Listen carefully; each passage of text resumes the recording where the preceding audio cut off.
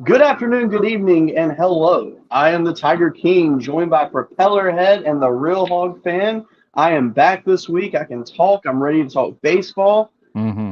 It's going to be a good show tonight. And honestly, enough jib jab or whatever you want to say. Let's get this thing rolling.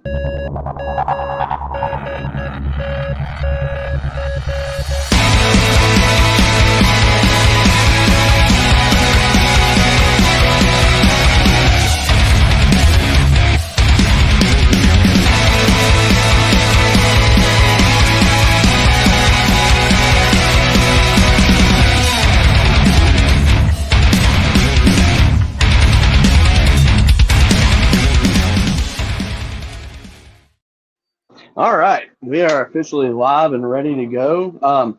Before we really get into things, we want to tip our hats to University of Kentucky and the University of Louisville. They have postponed their games as a result of the unfortunate mass shooting that occurred yesterday in Louisville. It's the second one in 3 weeks that's been national news, and it's absolutely heartbreaking. And man, I know Chris, you got some stuff you would like to say. Yeah, just wanted to throw this out there for anybody that's watching. If you ever have thoughts of suicide or anything of that nature, please feel free to reach out to any one of the three of us. We are all available day or night. If you need somebody to talk to, you can reach out to us, or you could also call the Suicide and Crisis Lifeline, which is now a 3-digit number, 988. Rather than the 1-800 number that they used to have. If you ever are in need of help, please reach out to somebody. Do not be ashamed of having to reach out. I think far too many people ignore the signs and bad things happen as a result. Mm-hmm. But please reach out to any of us if you ever feel the need that you need to talk to somebody. And with that, let's start talking baseball. Yes. Ah, yes, baseball. What do we know good about baseball this week? Well, since you're an LSU fan, Paul Skeens is a big household name now. So let's talk about some ERA numbers. How's he doing on ERA? Oh, he's doing pretty dang good. He's got a 1.14. Unfortunately, it shot up against South Carolina this past weekend. Mm-hmm. He allowed his first ever home run hit off of him at LSU. And then that followed up with an additional home run hit on him. But in the 3 innings that he pitched, he had 8 strikeouts, which is ridiculous. But, I mean, it is what it is. And seeing these numbers from him obviously, everybody knows we've talked about Skeens pretty much every episode. Mm-hmm. Dude's killing it. Can't really complain at all. I mean, the guy's awesome. But really, on this list, though, this Simon Miller kid from UTSA, he's kind of he's pretty much their closer. I mean, he'll pitch some extended outings, but he is lights out. I mean, he's not unhittable, but man, his placement on his pitches is amazing. I've seen him twice this year, and I'm just blown away. It's no slight towards UTSA, but I'm very shocked that someone that's performing like he is at UTSA and not at a bigger school. Well, that kind of opens up the discussion. Will he follow the Paul Skeens route and maybe transfer to a big name school? Might. He very well could. I'm sure that the 3 teams that we support would all welcome him with open arms. Wow. No questions asked. Mm-hmm. I wouldn't mind taking guy from Lipson right down the road from Vanderbilt, Noah Thompson, right there, 136. That's not anything to sneeze at either. No.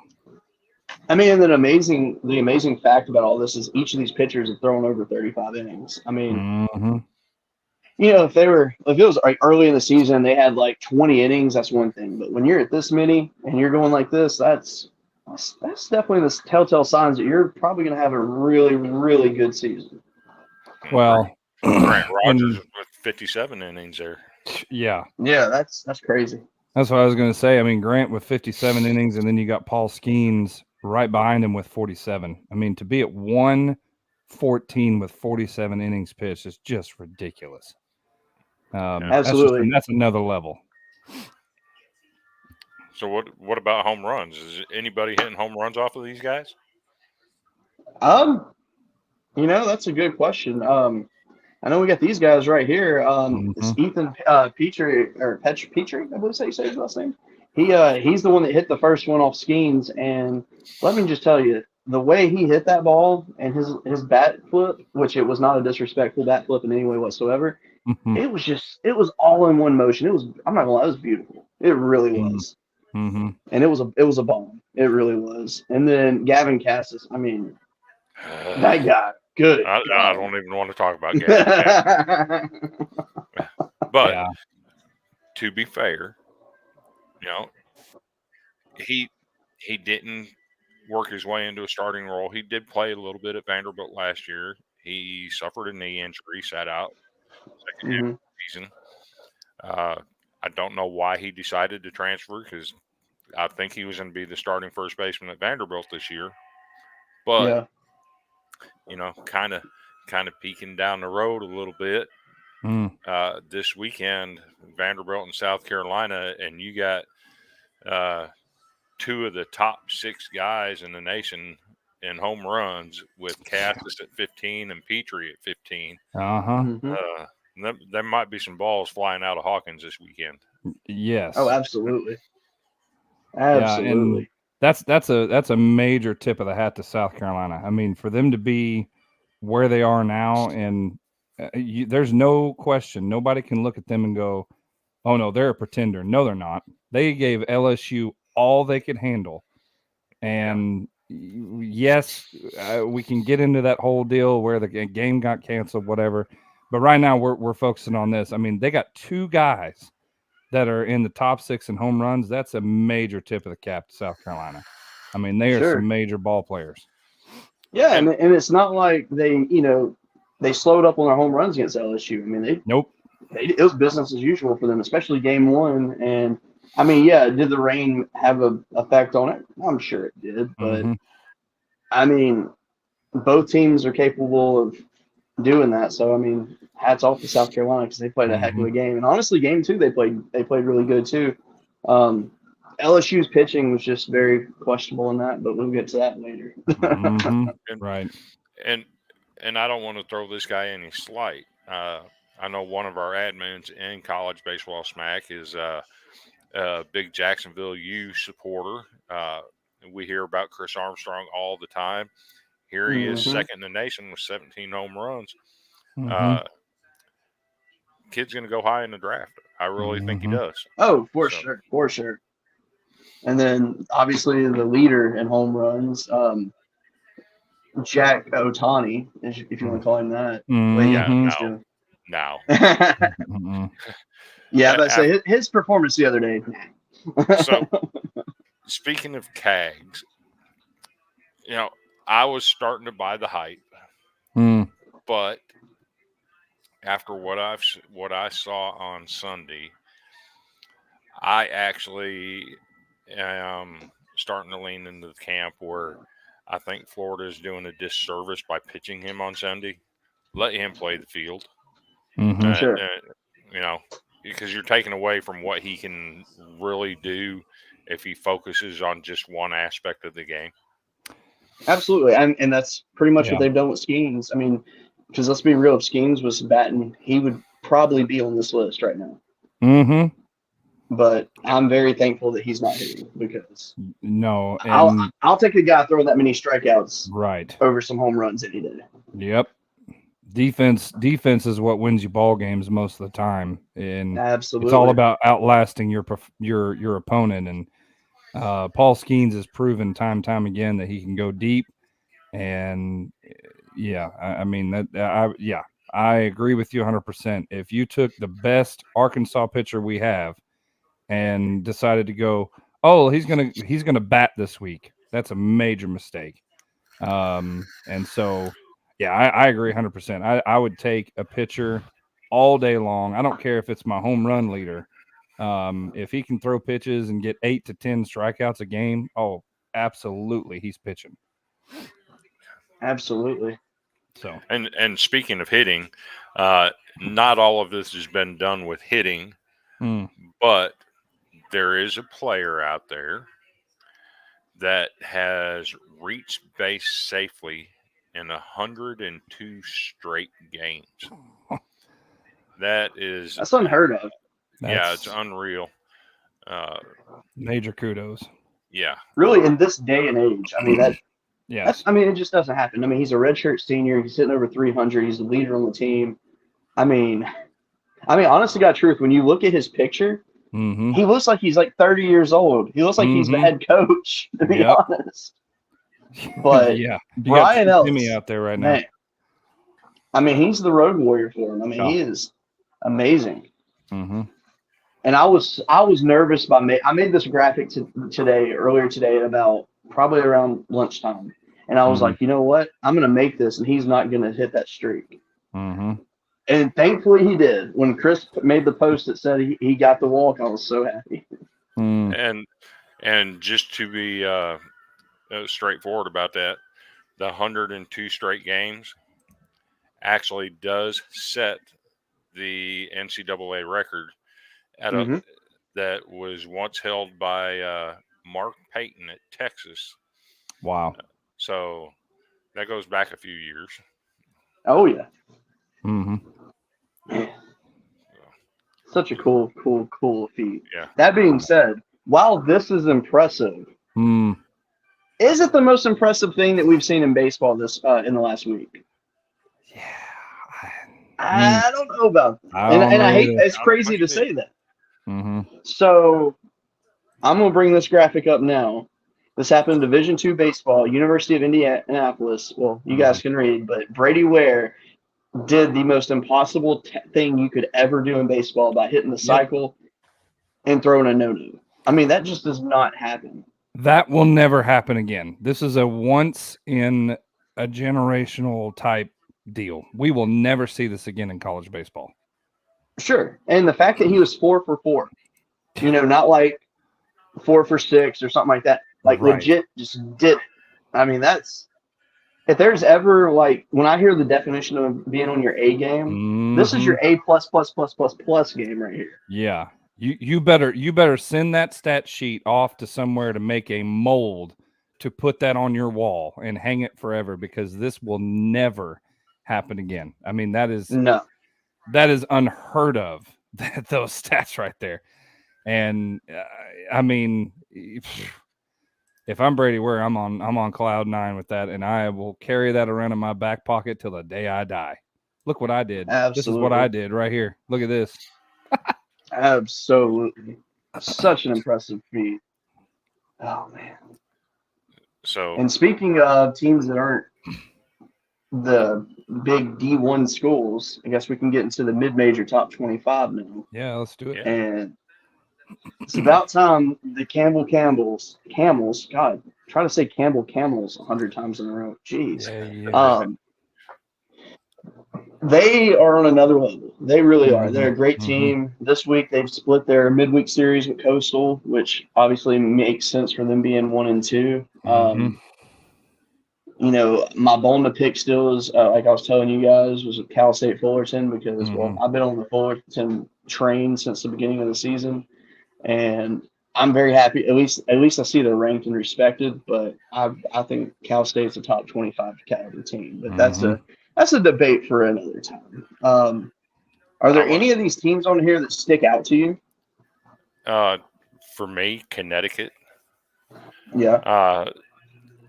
For me, last year they seemed to be a senior-heavy team. I didn't expect them to be as good as what they are this year.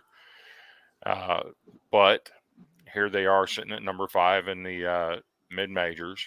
They're number 20 in the D1 poll overall. And actually got a huge win today over Boston College. Wow. Now, actually, it was Bryant. Well, I saw the scores earlier. They played 2 games today, I think. Oh, geez. You think they still won Arkansas?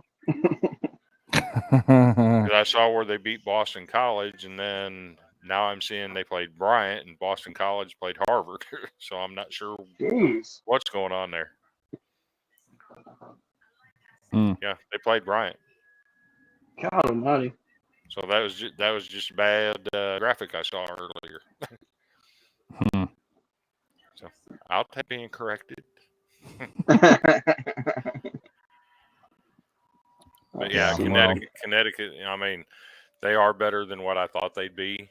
But that's a program that invested some money a few years back, and being in the location they are, they can peel some of that Northeastern talent that typically goes to schools like Vanderbilt and the SEC schools. So I think they're onto something, and it's good to see them back up there this year. Sure. Yeah. The one that sticks out to me is UTSA. I mean, to see them, sitting where they are. I mean, we saw the graphic of ERAs. I mean, to have a pitcher on there with .50 with 36 innings pitched and sitting at number 8. And oh, by the way, they just went into Texas A&M and beat them at home 5-1. They keep pitching the way they are. They keep moving up this ranking. And I think I would say that they stick out the most for me just because they have a lot of potential to be right up there with, the top 1s, 2s, and 3s easily. If they keep pitching the way they are, man, they're going to be a tough team moving into, the later part of the year. Absolutely. And speaking of the mid-majors rankings, what you're fixing to see in this next graphic is a lot of the mid-major teams are on this graphic. Xavier's, the Fairleigh Dickinsons, the Dallas Baptist, the Morehead State.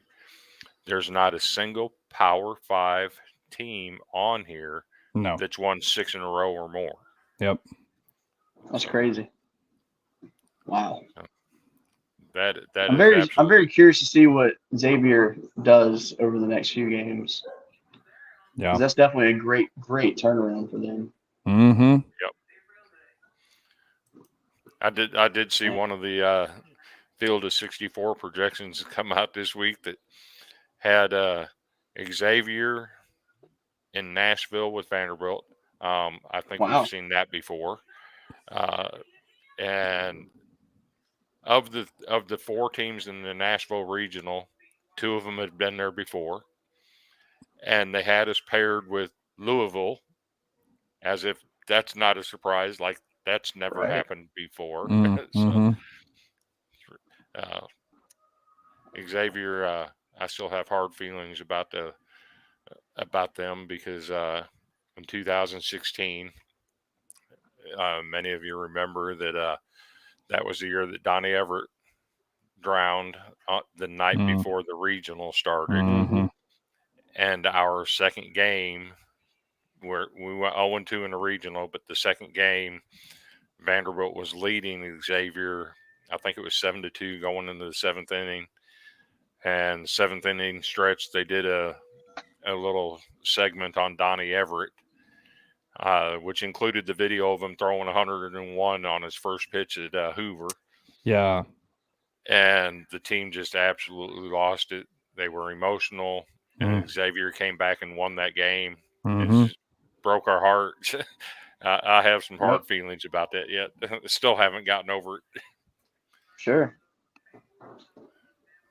But while we're on the topic of streaks, somebody's on a 4-game win streak. And that 4-game win streak might have earned them a reward this week. For sure. Bingo. Cavaliers. Yeah. They've actually been one of the more consistent teams in the country all year, too. They really have. Yep. And it hasn't mattered who they played either. No, it really hasn't. Because when you think, oh, nope, they're going to get beat by this team this week. Nope. They come out and they just play Virginia baseball. And They have been very, very strong, very consistent, and they're going to be a tough out come regionals.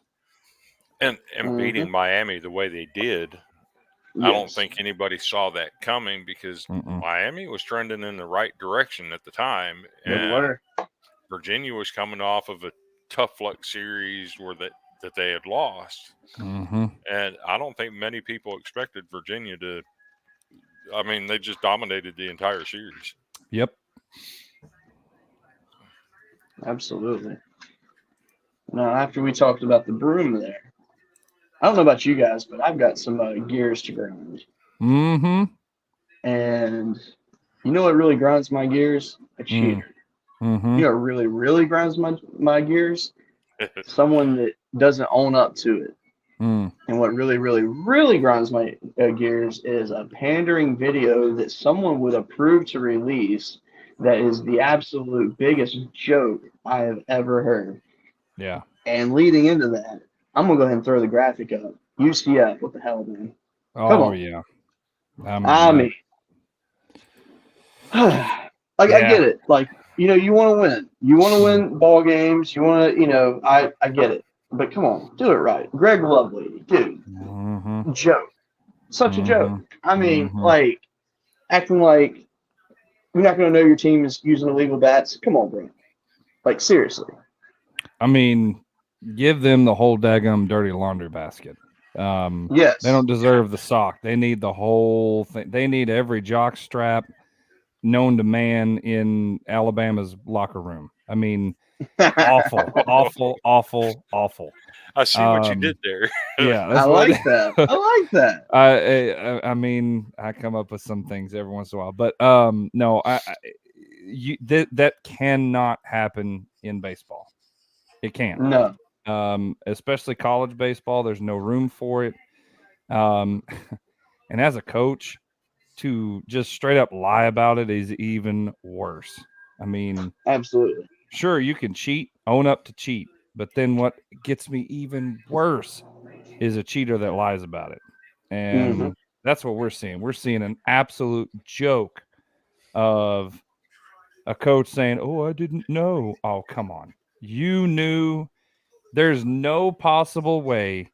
I mean, strip me naked and throw me out in the middle of the traffic if that guy didn't know that his players were using illegal bats. I mean, you don't. So you're telling me as a coach you don't know what bats your players are using? I don't buy that 1 minute.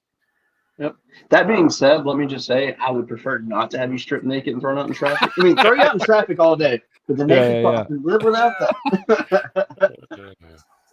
Hey, nobody wants to see that. Trust me, nobody. Yeah, what grinds my forgetting to put oil in my car. That's I mean, that would grind your gears. Yes. Yeah. Who was the comedian back in the 90s? That was good. That he'd do like a little 15-minute segment in the mornings, and he would always start it off with what grinds my gears, what really gets my goat. I don't remember. Earl Pitts. There you go. and he used to sign off on his little ramble on his little rants every day with "Pitch off, America." Yeah, I try to Larry Cable guy it. Just madder than a legless Ethiopian running down a hill chasing after a donut, that kind of thing. I mean, that's okay. For that one, you get the laughing emojis. I mean, you can't that kind of stuff is what I try to go after. But I'm serious. UCF, you deserve the whole daggum laundry basket. Absolutely. Because that's just uncalled for, terrible, and I hope the NCAA takes swift action because they deserve it. Well, speaking of that, unfortunately, the NCAA does not have a policy on illegal bats. The only policy, the bat in question, if it's caught during a game, gets taken into custody by the referee or the officials. And at the end of the series, the umpires give it back to the team that it came from. And there's nothing to say that they don't try and get this thing back in a game. I don't know how many bats were involved, but there's really no protocol. There's no accountability. And in my opinion, it's time for the NCAA to address that and put some real teeth into their rules about using doctored bats or unapproved bats. Absolutely. I mean, 100% agree. That's like giving Tom Brady back his deflated footballs.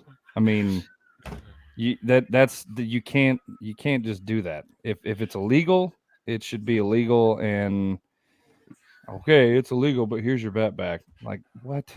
I don't understand. So there's a story behind that. Oh gosh, is there? So back during football season, there's a guy on YouTube that does South Carolina football. His name is Carolina Jackpot. Mm-hmm. And he hosts this YouTube thing with a Clemson fan. And they just go back and forth. And they were giving me some grief one night because I was saying Vanderbilt was going to beat South Carolina and all this. Mm-hmm. And they have a call-in number for their live show. So my guy, Anthony Handy, decided to call in one night. And he does voiceovers. And he's one of the best. He's one of the best I've ever heard doing voiceovers and stuff and imitations. And he called in pretending to be Cat Williams on this live YouTube broadcast. And that's where all that comes from. It was hilarious. If I can find the link, I'll send it to you guys. Definitely do. I appreciate Anthony waving his hand at me.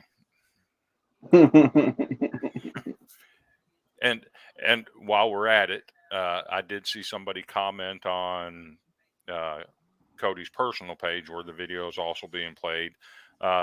Jody Robinson, one of our dedicated fans that watches this every single week. We really appreciate that and love your comments. Absolutely. He knows more than all three of us combined about baseball. I mean, he was a coach. What do you expect? Exactly. So while we kind of regroup and get ready to move on to some other things, let's get a word from one of our sponsors tonight. All right, so I'm a baseball guy, and my goal is to actually see a game in every Major League Baseball stadium. Now, I'm more than a third of the way there, and I never buy from the team's websites. SeatGeek is my first stop whenever I'm heading to a new city for a ball game. Now, obviously, they've got some other sports as well as concert tickets, Broadway, comedy, I mean, you name it. And now for BSN listeners, they're actually offering you $20 off your first ticket purchase. So just use the code VSN, that stands for Variety Sports Network. So that's VSN to save $20. So put that to use for some food or for some drinks at whatever event you are wanting to attend. Again, that code is VSN to save $20 on your first SeatGeek purchase. Boom. Love SeatGeek. If you've never used them, they're absolutely fun to use. Absolutely. Yes. So let's talk about some games. Let's do it. Yes. We'll get into our conference talk first. Okay. Okay. You want to go ACC? Absolutely. Let's do Let's ACC. do it. Why not? So the current standings, I believe Virginia is first in the Coastal at 11-4, followed by North Carolina at 8-5. They're 2 games behind. Starting to open up a little distance. Virginia's got the 3-game sweep over Miami and lead them by 3 games. So if you want to get technical, they're up by 4 games on Miami, starting to get a little distance there. And then over in the Atlantic, I mean, it's not even a competition over there. No, Wake Forest running away with that. Good Lord. Yeah. As our good friend Randy Jowers likes to call them, Rake Forest. Yeah. Yes. 29-4. I mean, that's ridiculous. Yeah. They are running away with the competition there. Louisville 7-5. Then you got Boston College behind them. I mean, Rake Forest is definitely the team to beat in that conference. For sure. One team I wanted to talk about is Florida State. Yes, they're struggling. They're 4-11 in the conference, 13-19 overall. Mm-hmm. They've got some decent talent, but there's not enough talent there to compete with some of these other programs at the moment. Sure. But they've also got a first-year coach in Link Jarrett coming from Notre Dame. And I'm a firm believer that if you give Link Jarrett 2 or 3 years at Florida State, he's going to have them right back where they were previously. Oh, sure. And currently, I think, don't they lead the nation with 42 straight NCAA tournaments? I believe so, actually. Mm-hmm. I think so, yeah. And to put that in perspective, Vanderbilt is second at, I believe they're at 18. Yeah. I mean, there's a gap there. Yes. And like we said, I mean, we touched on it last week, Chris. Florida State, they just got to hit the reset button. They just got to regroup, reset. You know, Link Jarrett's going to have his hands full trying to get it turned around. Can he do it this year to try and get him some wins on the column, you know, before the end of the year? Who knows? But I'm with you. He'll get that program turned around, and they'll be right back in the mix. Absolutely. Absolutely. Now, if we go to the Big Ten, I want to ask you guys this. If you had to guess, who is last place in the Big Ten without looking? Last place?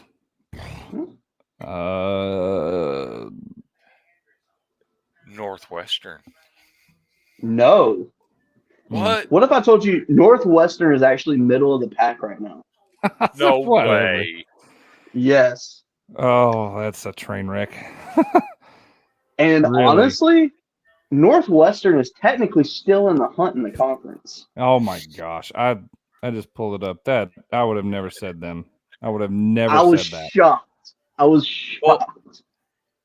Yeah, and look, they're on a 4-game winning streak. But they can't win in their own conference. Wow. I think they lost today. Oh, well, it hasn't updated, did they? It hasn't updated yet.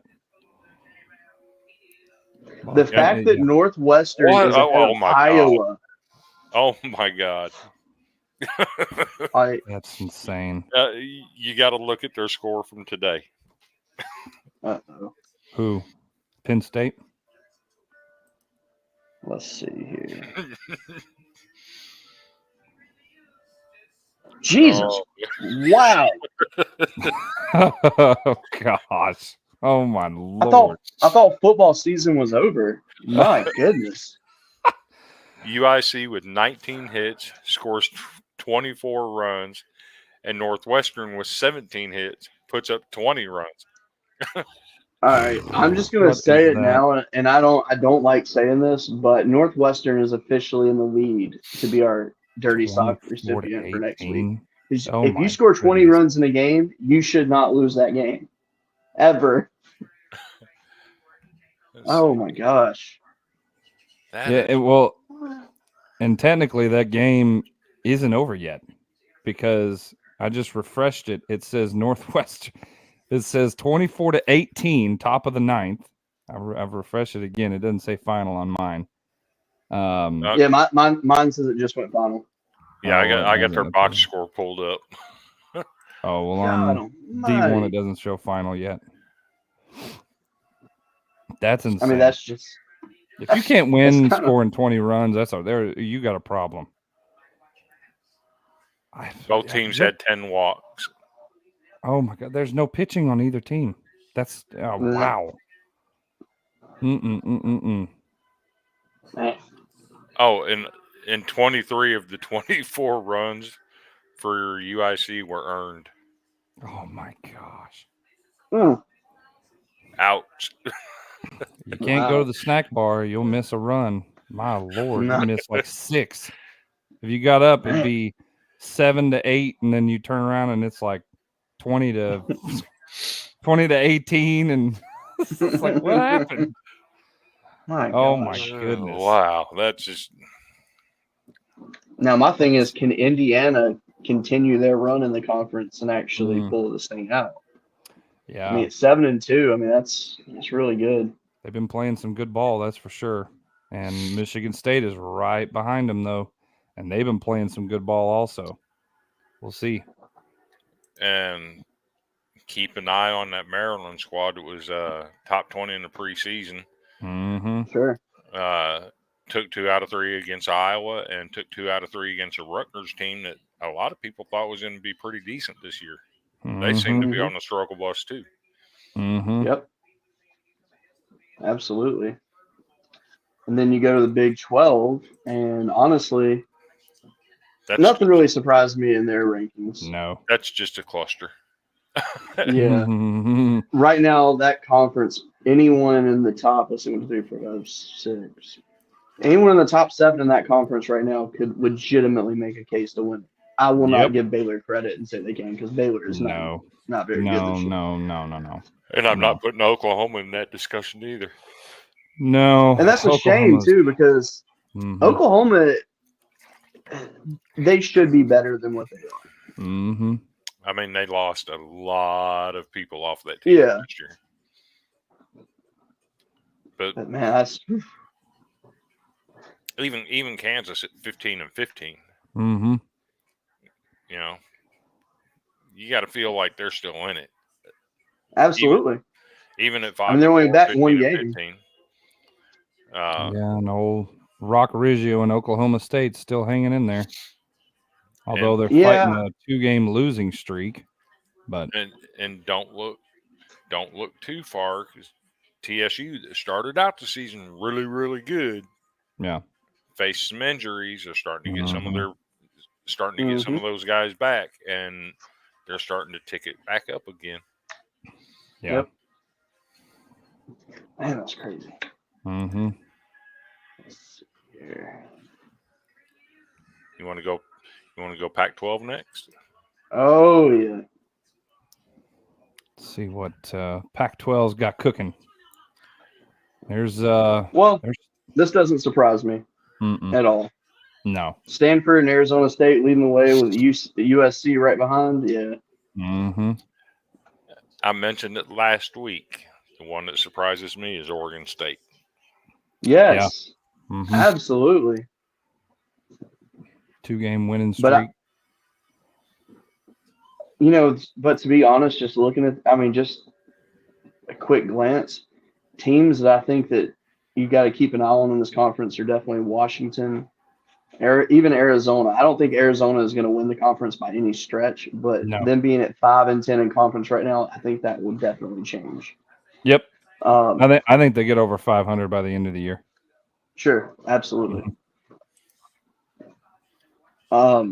Stanford though at 10-2 in conference, I like seeing that from them. That's really expected, to be honest, because that team's got the talent to be an anomaly. There's no question about it. And who did I say that they lost to? One of the teams we were talking about earlier, and I don't remember who it was. Oh, Texas Tech. Yeah. So. Yeah, 11-2. Yeah, that was very surprising, because Stanford, I don't know if they just forgot to get on the bus, but that's a phenomenal baseball team, and absolutely that losing streak will not be there very long at all. No, not at all. And if you look at Oregon State, they took the series against Washington. Yep. They've taken the series against Oregon. Are they starting to find their stride a little bit? Seems like it. Because that's 2 good series wins right there for them. Absolutely. And then we move on to the Southeastern Conference, our favorite one to talk about. This is. Oh, I the will good say, old SEC. Do they even know how to play baseball in the SEC? nah, I mean, never. No, we don't. We have no idea. I think baseball is a foreign concept to the Southeastern Conference. I really think this weekend can become a real separation weekend. Yes. Oh yeah, without a doubt. I think that I mean, honestly, like Kentucky, I think this is where they officially start their. After those 2 losses to Georgia the other day, I think this is where their backtrack starts. Mm-hmm. Tennessee is at the point right now where it's danger time. It is. It genuinely is, because their schedule does not get any easier. And in all honesty, I even said this to Randy the other day. I mean, there's a chance they don't even hit 500 in conference at the end of the year. Just because of their schedule, yeah, I'd agree with that. Yeah, they've got a mountain to climb, and I mean, we might as well talk about it since Arkansas is sitting at the top. That's really an asterisk for me because LSU didn't get a chance to try and tie that up. Yeah, and I'm an Arkansas fan, but I got to give credit where credit's due. They should have been able to play that game against South Carolina. Sure. They should have been able to keep that series from being even. And I'm a big proponent of those type of series games. You don't end in a tie. You don't end in a split. You figure out a way to play the game because it affects conference standings. And Arkansas took the lead because they took 2 out of 3 against Ole Miss. But in all actuality, I believe it would have been tied with LSU because I think LSU would have pulled it out against South Carolina. Mm-hmm. But here we are. So you got the top 2 sitting there. And then, of course, Arkansas brings in Tennessee this week. That'll be a tough series. It will be. Depends on how that's going to play out. But, Tennessee's got a mountain to climb with a schedule. And, Alabama sitting right where you anticipated them to be, Chris. They're in 4-8 in the conference, and they started out rock solid, and the wheels have kind of fallen off for Alabama. Absolutely. It's truly a shame. I think a team to really watch out for right now is Texas A&M. I think that's a team that's on the rise. They're playing some really good baseball lately, and I really think that they're going to put themselves in big time contention in the West this weekend. I think LSU wins the series with Kentucky, but I think that this is a weekend where they need a sweep. I think they know that. And but with like Arkansas and Tennessee, I mean that's a great matchup. That really is. But Tennessee has to get aggressive at the plate. Yep. I mean, there's no ifs, ands, or buts about it. They just have to get aggressive at the plate. They got to give their pitching. They got to give them some time to relax a little bit because this whole not getting on base thing. I mean, against Florida last weekend, I mean, I felt bad for Tennessee because I mean, if you saw the chat where Randy was chiming in, I mean, it's frustrating to see. And Tennessee's got a lot of talent offensively. They've got to put it together. I don't know if that means shuffle the lineup a little bit or what, but they need something. And unfortunately, playing Arkansas is not an easy task to get that done. No, and I agree with that. And they're going to see Hunter Hollan on the mound first game of the series, and it's going to be Dolander versus Hollan. And we saw Hunter Hollan against Paul Skeens earlier in the year, and Hunter Hollan delivered. He went blow for blow with him, and I believe he'll go blow for blow with Dolander, and it's going to be a tough first game for both teams. But the entire weight of that game falls on Tennessee's hitting. I agree with you 100%. Can they step up to the plate and string some base hits together? It doesn't have to be extra base on balls. It doesn't have to be extra base hits. It just needs to be stringing together solid base hits to get the pitcher off his rhythm. and we'll see if they can actually do that. I know we're getting kind of ahead of ourselves because we're not picking games yet, but you know, it's going to be interesting. And Ole Miss in the West sitting at 2-10. What happened? What happened to Ole Miss? The title contender last year. I mean, yeah, is it the Bianco effect? Is that what it is, or is it just something else? I don't know. I mean, and can you justify actually firing a coach a season after winning a College World Series? That's the question on everybody's mind. I said it, Chris. You remember last week? I said that series with Arkansas would be tough because they always somehow find a way to play us tough. And I said it was a trap series. I was pleasantly surprised when we pulled it out. Well, we almost didn't. And I don't know what the answer is for Ole Miss. They don't look like they have they don't look, I hate to say this, but they don't look like they have the talent to compete with the SEC. For some reason, I don't know if something happened, if, you know, too many guys left or what, because I don't follow their roster or whatever, but they just don't look like a complete baseball team. And so one of the things with Ole Miss is Hunter Elliott did go down with an injury preseason. Yep. Word that I've heard is that he may be back in a week or two.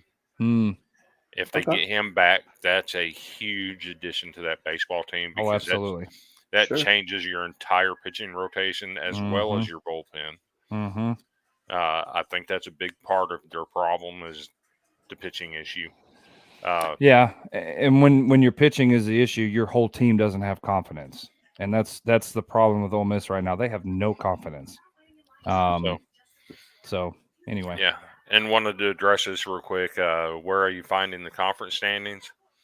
So what we will do when we're looking this stuff up, we go to d1baseball.com, and when you get there, it'll have links at the top like scores, teams, rankings, all that kind of stuff.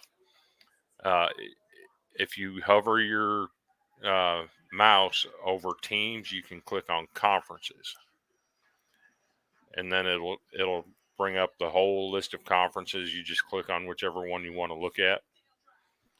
So that's how we do that and have it at our disposal so quickly. Yes. Or you can also go on Google and just type in conference of your choice and just hit baseball standings, and the conference website will actually have it populate on there as well. So yes, Chris taught me that, and that was very helpful. So one of the things me and Randy have talked about,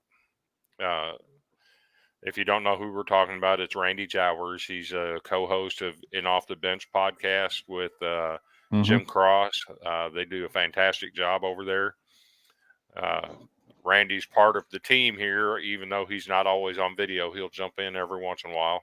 Greatly appreciate him doing that. But, everybody knows Jeezy. Let's be real. Right. Jeezy. But ain't easy being Jeezy. looking at the Tennessee schedule, they could be hard pressed to even get to 13 wins if they don't turn it around. Yep. And at 13 wins in the SEC, you're very much in danger of not even getting an invite to the field of 64. Which is crazy to me. There may be, I think there's only one or two teams in the SEC that's ever gotten in with 13 wins. But, you know, a couple of years ago, Florida got in with 14. There was a lot of debate about that. But, you know, if they don't turn it around quick, they could be in some serious trouble. They would need a strong showing in Hoover, to be honest, to justify getting in potentially. And I hate to say that. Yep. I mean, but to be honest, did any of us ever think that we'd be talking about Tennessee or even bring up the fact that they may not be in the field of 64? Because I promise you, not a chance. I mean, I had them number 2 preseason, so no chance. To me, honestly, out of all of the teams in the SEC, Tennessee is the most surprising. I thought Tennessee would be right up there at the top, vowing for that top spot with Vanderbilt and running away with the competition with the way that they played last year. And for some reason, it has not come together for them. Yeah, I thought the pitching would be the savior for them, but unfortunately, the pitching staff, there's too much pressure being put on them, and it showed. So one of the things I look at is their bats aren't as active as they were last year, which last year they had the active bats, a lot of big innings where your pitchers were getting time between innings where it just wasn't 1, 2, 3, you're back out there. Right. And I think that makes a huge difference. It's far more taxing if you're not having those big innings to get your pitchers a little bit of a breather between innings. So, for me, that was one of the questions I had for Tennessee coming in was, where are the bats going to come from? Because the pitching is good. And the pitching's keeping them in some of these games. Yes. But the surprise team for me, if I'm being honest, I'm surprised with Vanderbilt. Because if you look at what they did non-conference, they really, really struggled at the plate. Yes. Yeah. And I agree. They had some 1-0 wins and 2-0 wins and 3-1s, and they didn't score a lot of runs. And at this point in the conference season, they're the only team that's scored 100 runs. Yep. But when you have a game where you put up 26, it's easy to do that. Sure. But for me, sitting at 11-1, now you got South Carolina coming in. If you can win that series, and I'm not saying sweep it, if you can win it, you open up a little bit more gap. And then you got Kentucky coming in and then Tennessee. If you can win 2 out of these next 3 series, South Carolina, Kentucky, Tennessee, and then you get Alabama, and then you finish it up with Florida and Arkansas. If you can win 2 out of the next 3, take care of Alabama like you should, and get a split in the next 2, you've set yourself up really, really, really good to be a national seed, and a high one at that. Yep. Regardless of what you do in Hoover. I agree entirely, and I'm going to tell you, this 11-1 record, this is the turning point and the key right here. If South Carolina gets the series, that's going to be a telltale deal. And not only that, I'll play devil's advocate here.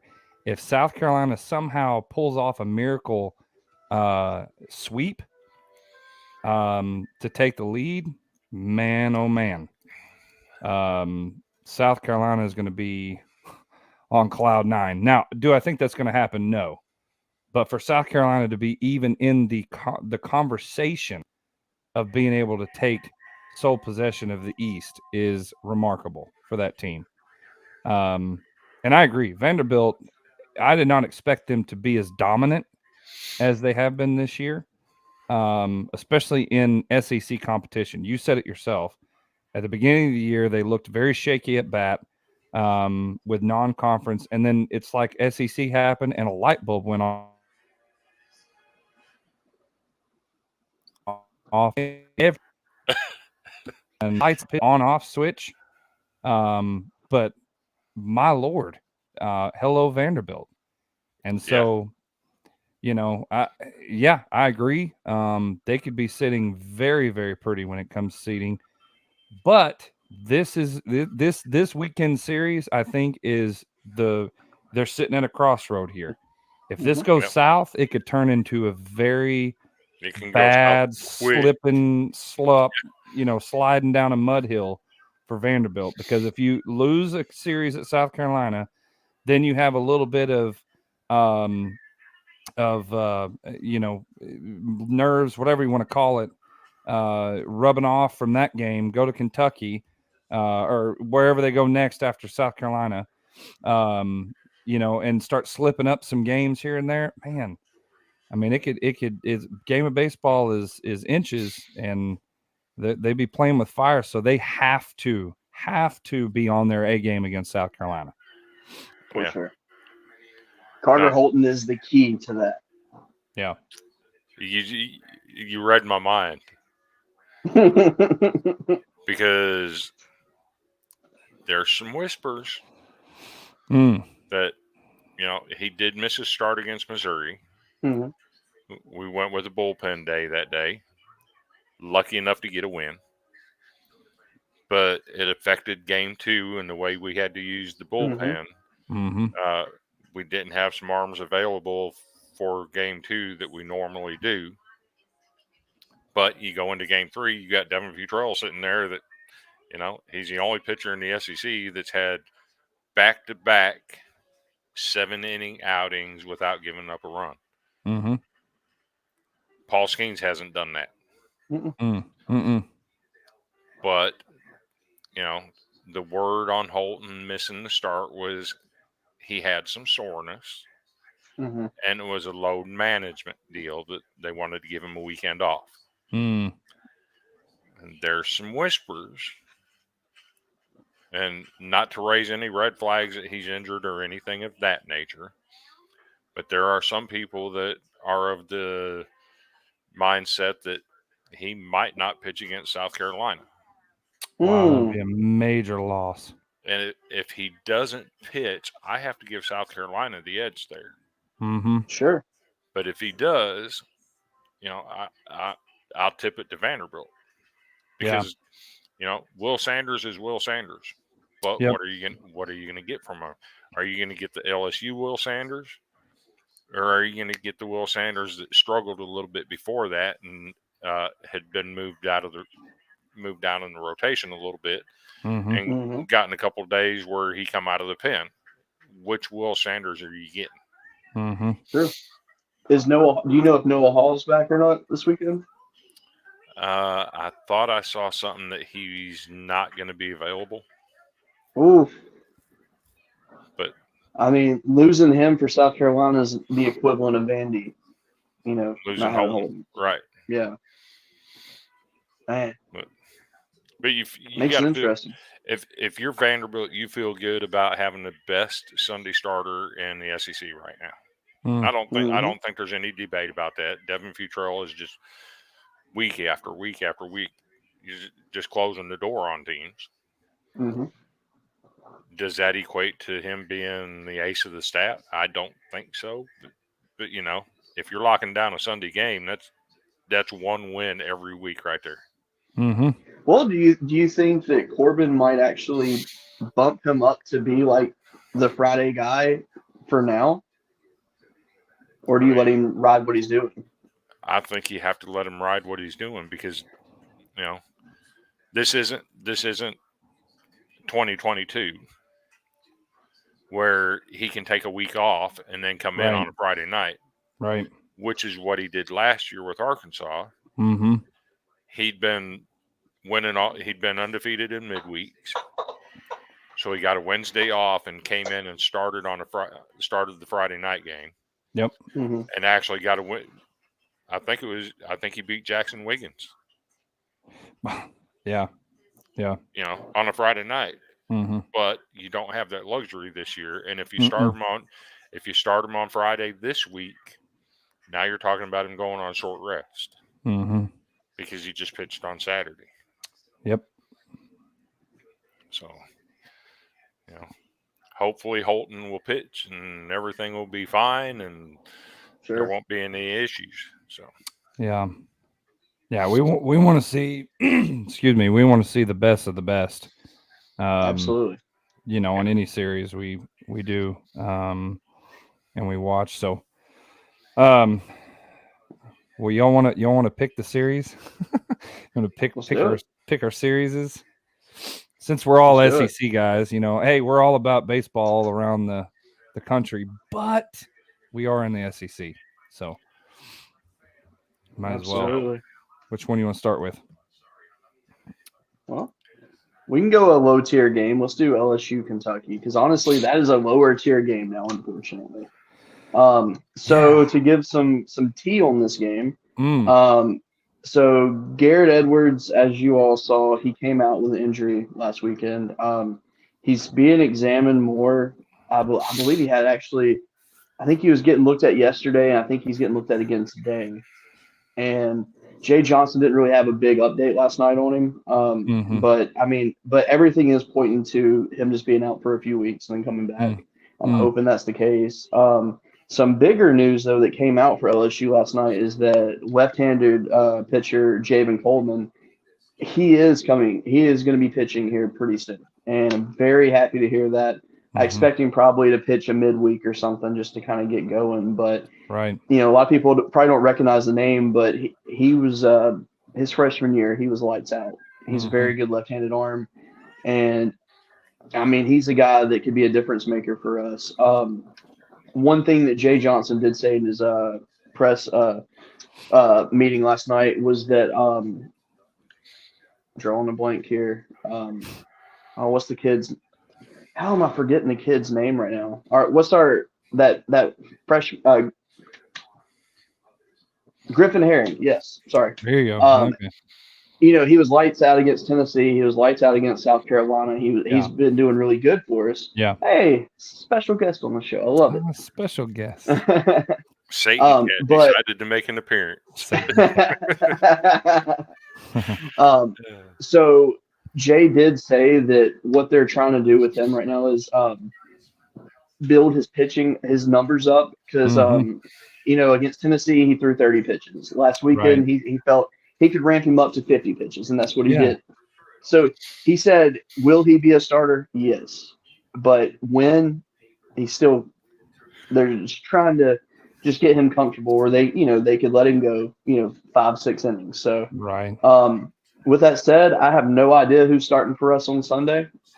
Christian Little pitched tonight, and mainly I'm assuming that's just because he didn't get to pitch over the weekend. And they actually threw a lot of our bullpen guys that were going to pitch on Sunday pitched tonight. And LSU ended up winning that game. I believe it was 11-4, 11-5, something like that. But Christian may still get the start on Sunday. I think LSU is going to win 2 games for sure. I would really like to say a sweep, but the big kicker in this, though, is the weather's not looking too hot down in Baton Rouge this weekend. And Thursday game will be no problem. Friday game, we're looking at some rain. Saturday, we're looking at thunderstorms. So no idea what the plan's going to be on that. Would not be surprised to see maybe a doubleheader on Thursday and a move up on Friday. At least I hope they plan accordingly for that because you can't afford to have 2 canceled conference games. There's just no, you just can't do that. So I'm gonna ride with my Tigers.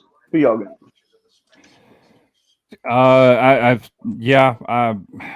This was such an anticipated matchup coming on early in the year, and now it's like, are we going to see Kentucky the way that they've been, or are they going to drop off like they have been? So I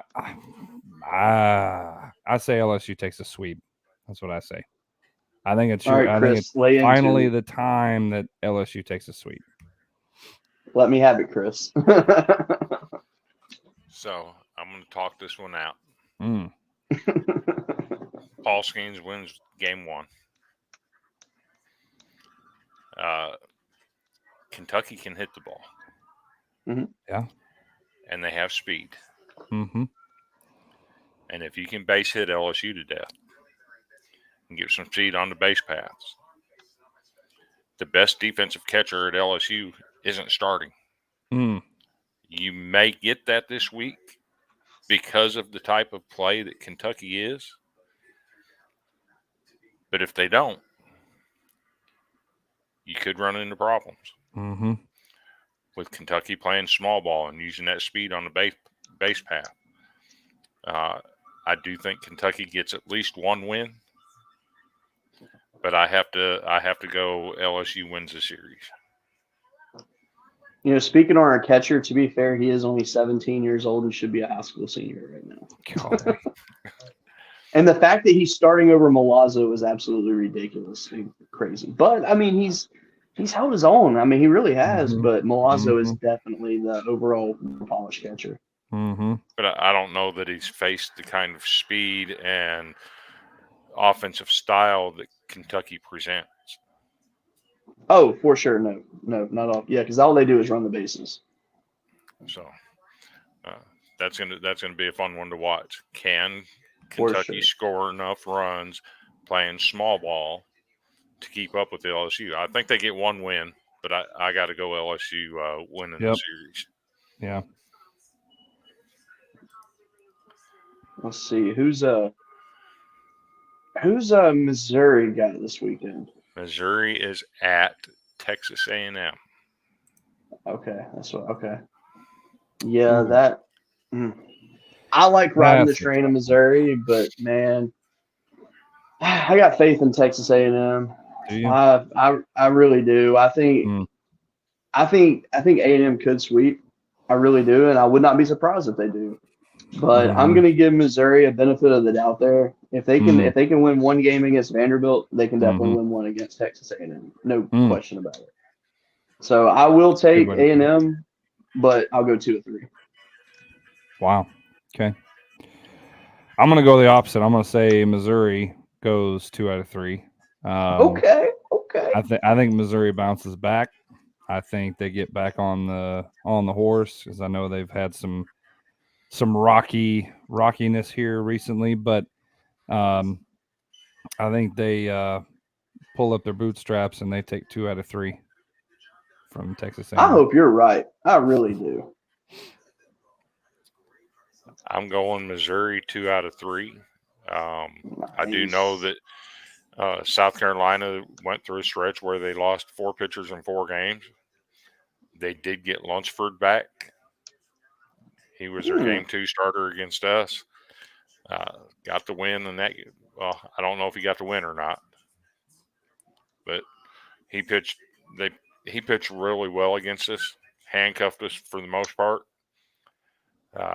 They're starting to get some of those pitchers back, and their pitching staff. Their pitching staff is good as it. You know, I'm not going to say they're on the level of Tennessee or Vanderbilt or but they are a legit pitching staff. Mm-hmm. And Texas A&M just hasn't shown me anything this year to make me say that they're better than Missouri. So I'm taking Missouri 2 out of 3. I hope you guys are right. And then I'm going to take that one a step farther. And I'm going to put a smile on the Real Hog fans' face. Let's do it. Dylan Leach is going to have a coming out party against Texas A&M. Oh, there you go. And then let's see who else we got. Who's Florida got this weekend? Georgia at Florida, and I've already called it Florida with the sweep. And if they don't sweep, something has gone terribly wrong for Florida. Mm-hmm. You know, really thinking about it, I can't pick a sweep on that one, only because I feel like Georgia's momentum is there. Taking the 2 or 3 from Kentucky the other day, with where Kentucky was going into that series, I feel like that was a huge confidence boost, and Georgia proved that they can play. I think they're going to give Florida their money's worth. I think Florida wins the series, but I don't think it's going to be a domination in any way whatsoever. I think Florida takes a series, and I think the first game is going to be a blowout. Florida is going to dominate Georgia, but I think Georgia is going to take one, and it's going to be close. The other 2 games are going to be close. Sure. I think it's going to be not an extremely competitive series, but Georgia holds their own and shows that they do have what it takes to compete in the SEC. So, one thing to think about too is 2 weeks ago, Sproat had a horrible performance. Last week, Cags had a bad performance. Is it Waldrop's turn? Maybe. So you just never know. Mm-hmm. And then old Vanderbilt in South Carolina. Whew. That's gonna be a slugfest. I think it really is. Yes. Yep. It's going to come down to which pitching staff has bigger cojones.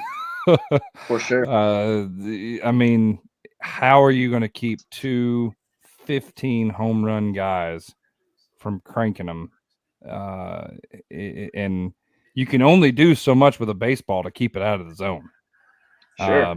Eventually they're going to get looks, and it's going to be this. They're going to have to really push each other. Both of those teams need to push each other pitching wise. One thing I do know is that Gavin Cassis does struggle against left-handed pitching, which if you watch Vanderbilt, they are left-handed heavy. But the rest of the South Carolina lineup, they kind of like left-handers. Yeah. It's an extreme righty lineup that South Carolina brings in. So, you know, if Holton pitches, Vanderbilt wins 2 out of 3. If he doesn't pitch, South Carolina takes 2 out of 3.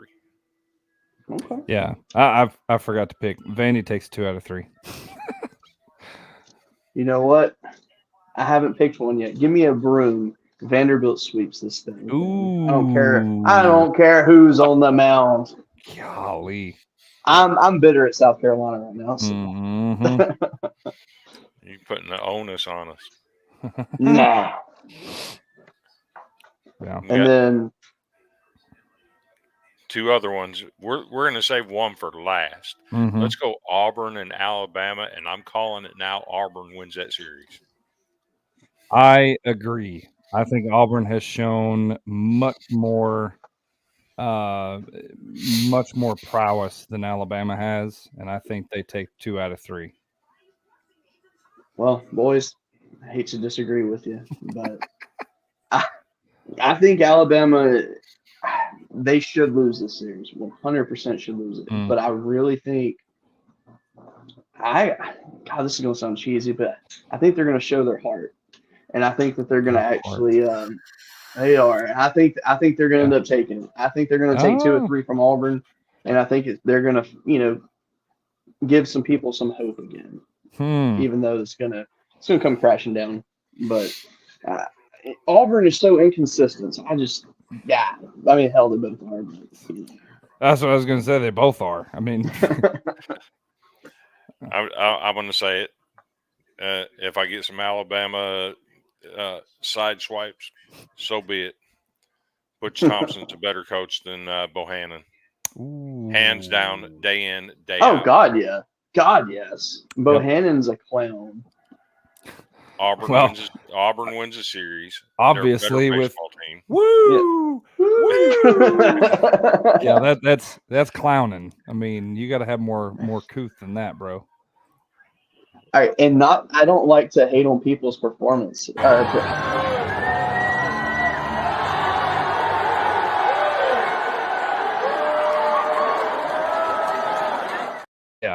Yeah. I had to. Yeah. Have you guys ever seen his his picture on the university website? No. That man, I kid you not, you could park a car between his front teeth. Ouch. I'm serious. Haymakers. Wait a minute. Is a compact sedan, or are we talking about a limousine? Or are we talking about like a minivan? I'm talking about a Hummer. Let's get a Hummer. Oh my Lord! Oh gosh. Yes. Cody. Let's see. I'm gonna try to find it. Cody coming with the heat on that one. Oh my Lord! That poor man. I mean, he's probably gotten all kinds of stuff. Bucktooth Billy, just all kinds of. Let's see. Yeah, there. Oh my Lord. Man, wow. I saw. So the other day when you were doing the show, I went online and looked. I just looked this picture because I was going to do a funny Photoshop, and I saw it, and I was like, "Oh, I can't even shop that."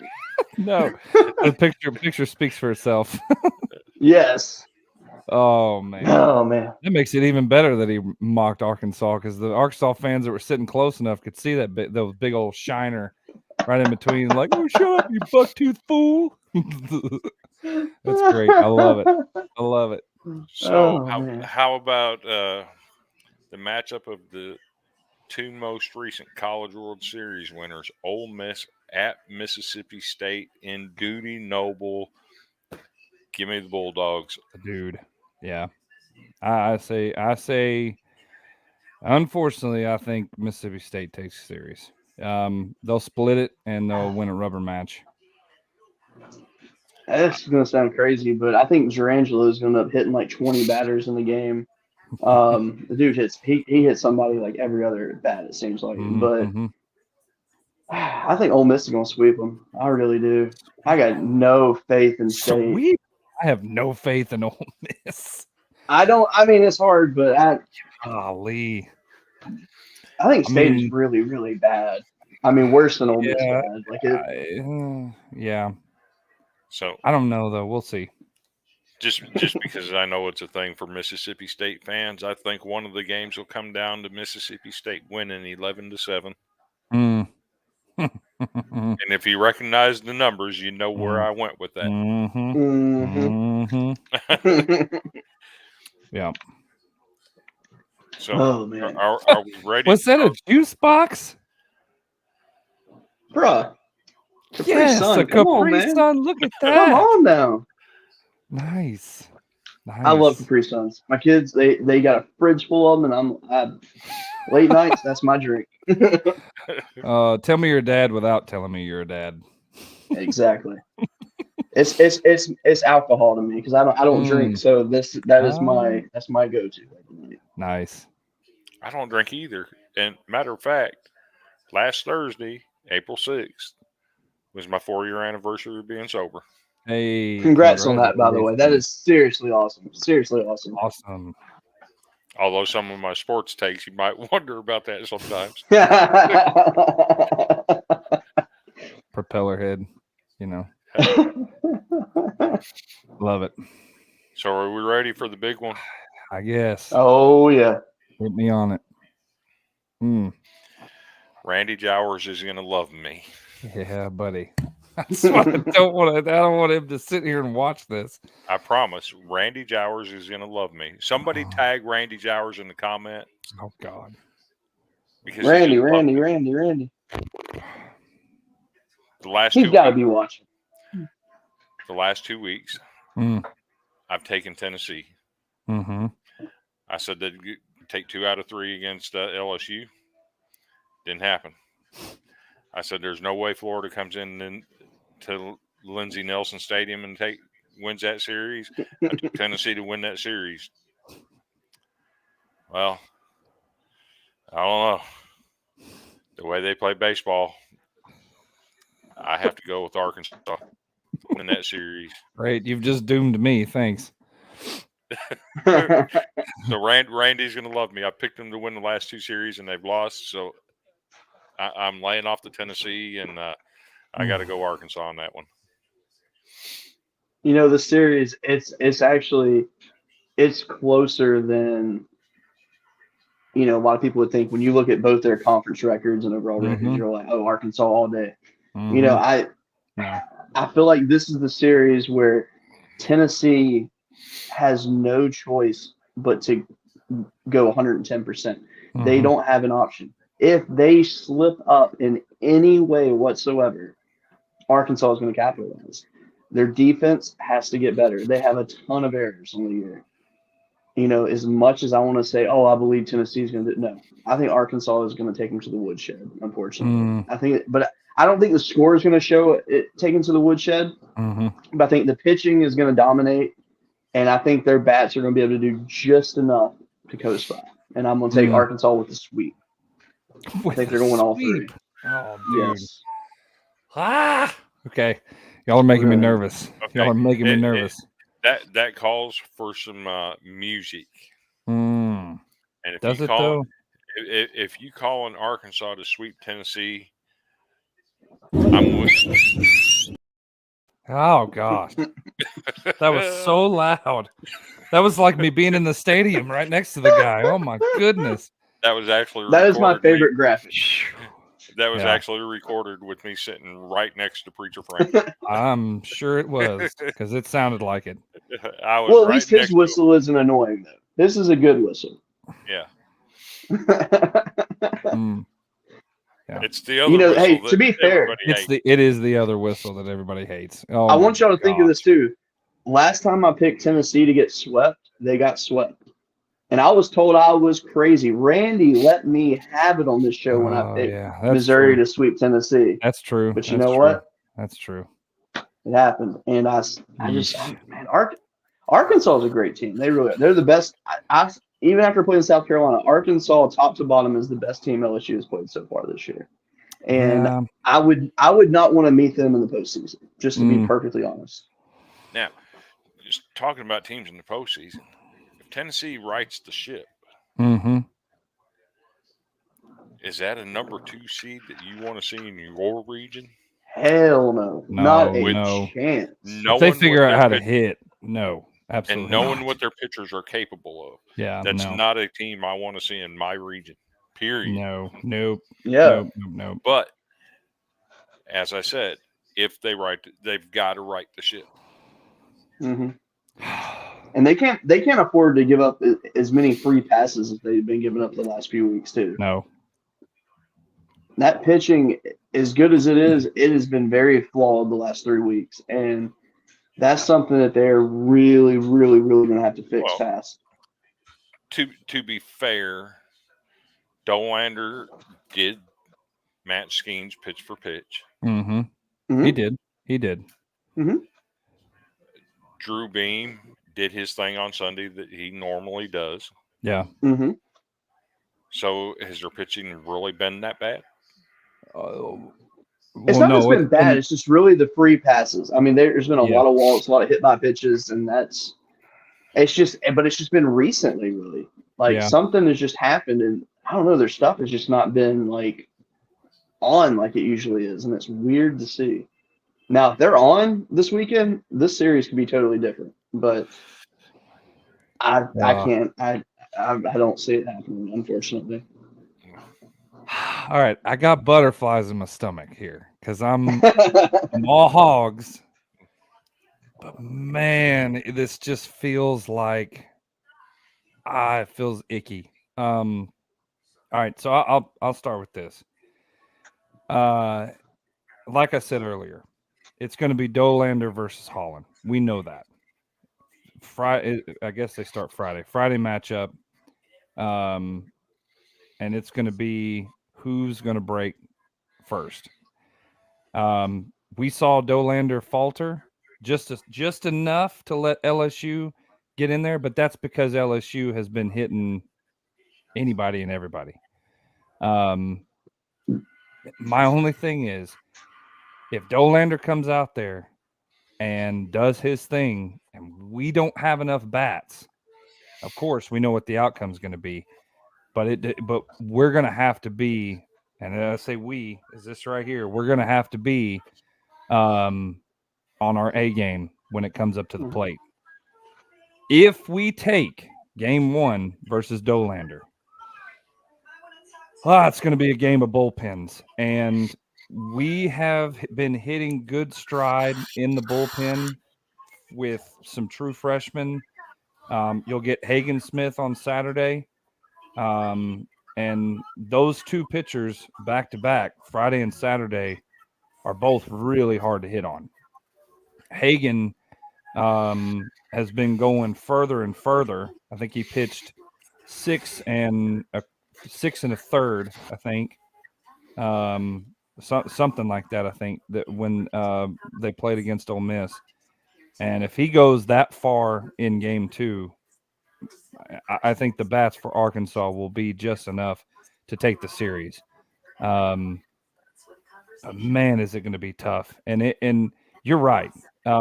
If there's ever a trap game for Arkansas and a trap series, it is a 5-7 Tennessee squad with pretty much nothing to lose other than their pride coming in. And not only that, you've got the Van Horn versus Tony Fratello aspect of this, and there'll be some chirping and there'll be some jawing back and forth. And well, the biggest bet is, I wonder what Vegas has on this. Is Tony Vitello going to get thrown out of the game on one of these games?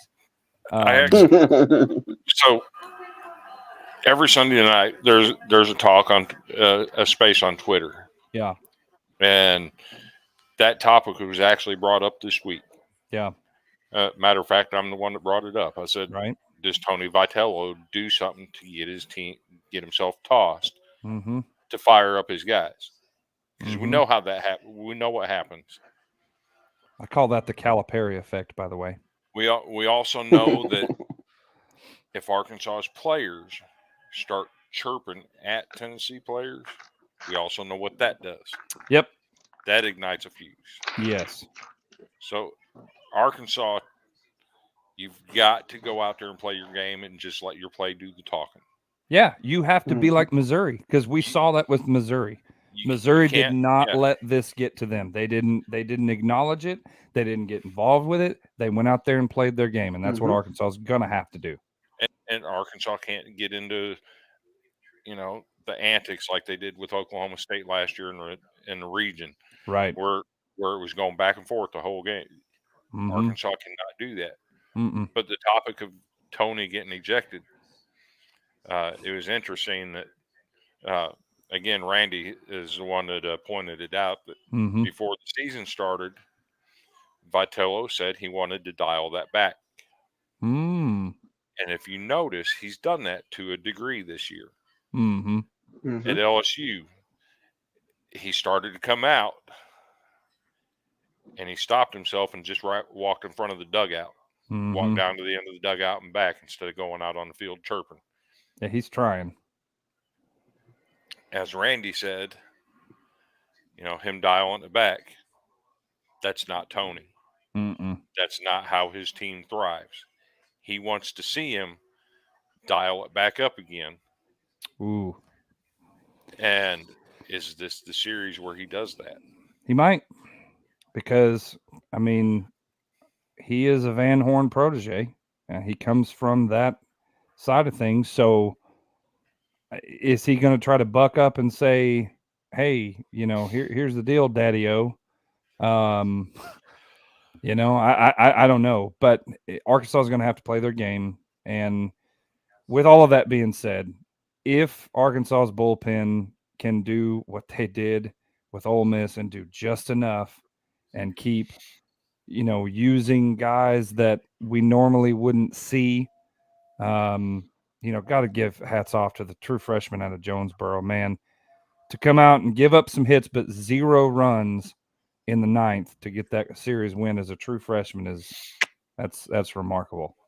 I can't think of his name right off the top of my head, but I can't keep up with all the players. Yeah, I hate picking this game, but I will take Arkansas 2 out of 3. They are at home. That is going to be a factor, I feel, because there's not going to be a seat in that stadium. There's not going to be a cooler left to sit on in the bullpen, whatever it is, the hog pen.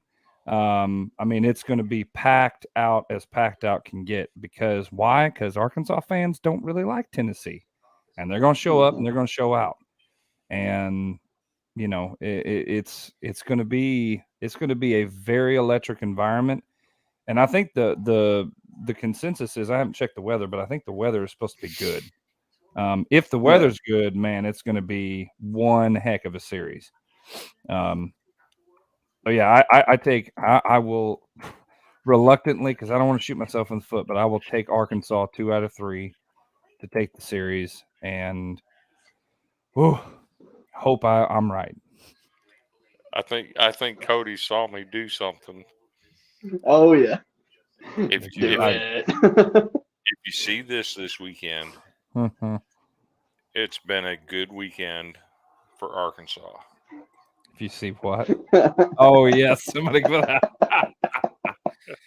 Listen, man. Oh man.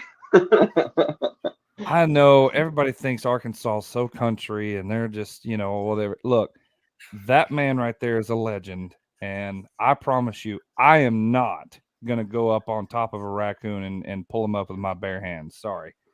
That guy just happened to be at the right place at the right time. So I was listening. You know who you were playing when he caught that? I can't remember. That was the Friday night game against Vanderbilt. Yeah, that's right. Mm-hmm. And I was listening on the radio because I was at my mom's house. I had my earbuds in, listening to the game. And then our play-by-play guy said, "Oh, there's some commotion in the stand. I don't know what's going on." And then he says, "Oh, I think this guy has caught a coon with his hands." Yeah. I couldn't wait till I got home to see the picture of it. I'm glad somebody snapped that picture. I was listening to it on the radio as well, and Phil Elson, he does a remarkable job with reporting for the Razorbacks. I will never forget. He said something about, I think somebody's just caught a raccoon. Wait a minute. Is that a Hog fan? Get him up here. We need to get this guy on the air. And it was great. And so then it became a big national deal. So, but yeah, I think this weekend's probably going to be one of the most electric atmospheres. The weather's supposed to be beautiful, and ball marker with beautiful weather. There's going to be a ton of people there. So yeah, it's going to be good. It's going to be really, really good. Oh, there we have another special guest. Oh yeah. I don't have a cat. I have 2 dogs, and they can't fit on my lap. And I'm not calling them here. Yeah, this is old Socks. Socks. Okay. So she's got socks on her. So my cat's name is Mina. Mina. Okay. As in Mina's a snake. And one of my buddies is an LSU fan. We were on a group chat one night. And she got up on my lap and looked at the computer, and he said, "Oh my God, what is that? A Satan cat?" it stuck. Love it. Love it. So her actual name is Baby Socks because she likes to be held like a baby. So, yeah. She's looking then around. Then we got our white cat. She's looking around like, "Dad, what are you doing to me? I don't want to be on she here." Ain't liking it. Yeah, she's not liking it right now. The our other cat, Solid White, her name's Katniss after that character from the Hunger Games. Yeah. These cats were named before I got in my marriage, so I had no say in it. Man. Fair enough. Yeah. Well, what a show, gentlemen. We have gone completely off the rails here. Yes. Love it. Well, wait a minute. I guess with all that being... Wait, did we get our pick from everybody? Yeah, we got all of our picks. Okay. I just wanted to give one last parting shot. Oh, you do? On UCF and the illegal bats. Mm-hmm. Yes. Come on, man. Absolutely. Come on, man. Thinking about it, actually, this will be the last thing I say, I promise. What they should really do is when illegal bats pop up, either the conference or the NCAA steps in, takes away every single bat that they have, discard them, get rid of them, make them get new bats, be checked, and have to have their bats checked every weekend. Well, the SEC does that, though. Exactly, and that's why the SEC is the SEC. But you still have teams coming out here with bats without stickers. Mm-hmm. Sure. I mean, it's a sore subject for some people, but, it happens. Yeah. There's got to be – you can't take the entire bat collection away because that becomes a money issue. Sure. And sans the SEC, I don't think that enough programs make enough profit to do something like that. Yeah. Well, but if we continue to grow the game and get the fans involved and do those things, eventually it could come to that. Yeah, absolutely. And speaking of grow the game, I like to throw this out here every week. I am going to pump other podcasts, Mm-hmm. because we're all in this for one thing, and that's to grow the game. Absolutely. So if you can ever catch in off the bench with Randy Jowers, Jim Cross, and Daniel Baugh, those guys put out a remarkable product. They bring players in, they interview players, they get the players' stories. Mm-hmm. One of the most recent ones was Drew Bean, Mm. and the story of his purple glove, his lavender glove. Mm-hmm. And what a story that he helped raise his little sibling. Mm-hmm. And because of medical issues. And the lavender represents her medical issues. Wow. You know, it's stories like that make this game that we all love so great. Yep. So, you know, if you ever catch in off the bench, they do a fabulous job. We love having Randy on here whenever he can join. Mm-hmm. You know, we love sharing material from other sites like D1 Baseball and 11.7 and, you know, College Baseball Nation. We'll probably share some of their stuff. They do some incredible graphics as well. College Baseball Central's got Instagram and YouTube and everything going on. So we're all in this to grow the game. Yep. And, you know, sometimes we get off the rails, but hey, we're human. We do that sometimes. So what do you got? What do you got for us, Mr. Cody? Well, I think you've about said it all right there. You know, I definitely want to thank everybody for watching tonight. It's definitely been a great show. Yep. You know, again, we would definitely like to send our condolences to everybody involved up in Louisville. It's a terrible situation. This weekend, I really hope that we have some epic baseball, definitely some great matchups, chance for some teams to pull away. I did just check before my phone died, and USC and Cal State Fullerton, they're tied at 0 in the 5th, and it's a pitcher's duel right now. And so it's and I love West Coast baseball when it's a pitcher's duel. It's always just so fun to watch. I'm actually probably going to turn it on here after we get off this, just because I want to see how it turns out. I guess I'll end with this. Southeastern Louisiana still leads the country in hit by pitch with 83. Wow. Yeah. Incredible numbers. Yeah. Just thank you guys so much for tuning in. You know, without your guys' comments, it's just us three talking to ourselves. So we always appreciate it. And yeah, it's awesome. So I guess same bat time, same bat channel, as they say. And yeah. And don't forget to go like and subscribe to our YouTube channel. Mm-hmm. Hey, there it is. Mm-hmm. Follow us on Twitter. I'm SBS _Vanderbilt. Mm-hmm. You want to give out your Twitter handle? Yeah, I'm at the Real Hog Fan. You can find me on Twitter. Anything Arkansas related. I am at GBP _Tiger King. Yeah. And I've actually been more active on Twitter lately than I ever have been before. A lot of South Carolina fans and I were having some back and forth, and it was fun. They had no idea I was an LSU fan, so that made it even funnier. But yeah. It's awesome. We're going to have to get you two on this space on Sunday nights. I'm just saying. Yeah, I want to jump in on one of those for sure. Yeah, I know. Randy keeps saying stuff, and I'm like, excuse me, I would like to know this. I'd like to see I just want to hear Randy talk some smack. Yes. I just want to hear it. Oh, yes. It's a glorious thing. I'd love it. It's awesome. All right, everybody. Well, hey, we appreciate you all tuning in. And we will see you at this time next week. And hopefully we won't pander for almost 2 hours.